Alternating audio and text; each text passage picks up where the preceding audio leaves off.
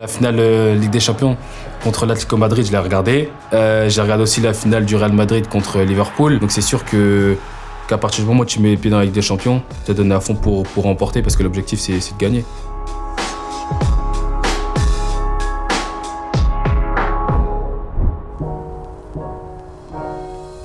La première fois qu'elle m'a emmené au terrain pour m'inscrire au foot, et ben en fait je tenais la main. Et après, il y avait le coach qui lui parlait. Et après, elle m'a lâché la main et je suis parti directement sur le terrain. Je suis parti sur le terrain. Et après, il y avait déjà des petits de mon âge qui jouaient. Et je sais pas pourquoi, je suis arrivé, j'ai pris la balle. Bah, du coup, les petits, ils ont commencé à tous venir pour me prendre le ballon. J'ai pris le ballon. Et après, il y avait une barrière. Après, j'ai tiré, j'ai marqué et j'ai tiré au-dessus de la barrière. Et après, du coup, la balle était partie, elle était perdue là-bas. Et du coup, il fallait que le coach, il arrête de parler avec ma mère et qu'il aille la chercher. Moi, je suis quelqu'un de très observateur depuis petit. Et c'est sûr qu'il faut s'inspirer des meilleurs. Tous les grands joueurs, soit Zidane, Ronaldinho, énormément de grands joueurs, Pogba aussi.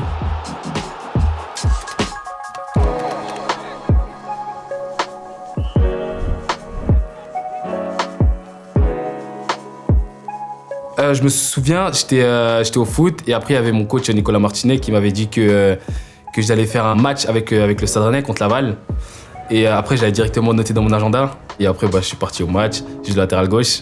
Ça s'est bien passé. Et après, j'ai refait un match, des tournois et jusqu'à aujourd'hui. Premier entraînement où j'avais souffert. Niveau physiquement, c'était pas la même chose qu'au centre de formation avec le coach Lamouchi. J'ai même failli vomir, je crois. On avait fait des trucs de fou. Et franchement, après, je me suis adapté. J'ai continué à évoluer avec eux et jusqu'à qu'aujourd'hui, quand je m'entraînais avec le Stade Rennais, ça passait normal.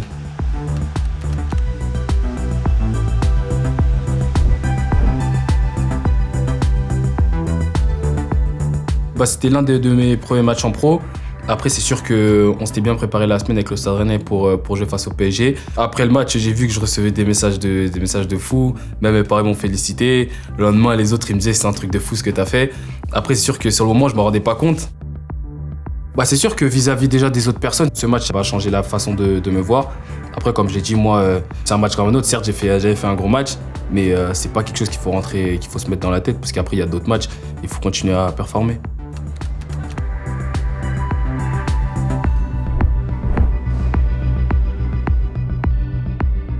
La première fois qu'on a su que le Real Madrid était sur nous, sur moi du coup, c'était mon agent qui était venu chez moi.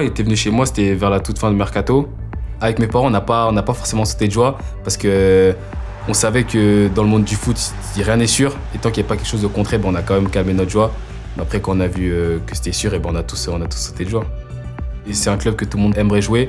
Après, c'est sûr que là, à partir du moment où tu signes, tu sais que tu passes dans une autre dimension.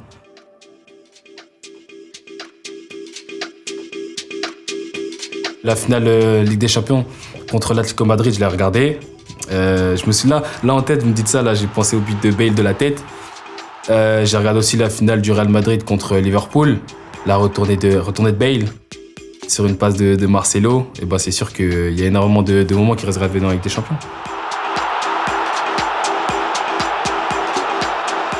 Pression, non, je dirais pas forcément une pression, mais c'est surtout quelque chose qui te booste. Parce que tu sais où tu mets les pieds, tu rentres dans un club qui a gagné 13 Ligues des Champions, et tu sais que la Ligue des Champions, c'est un objectif du club.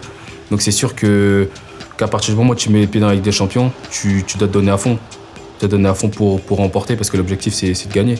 On va mettre une 14e au Real Madrid.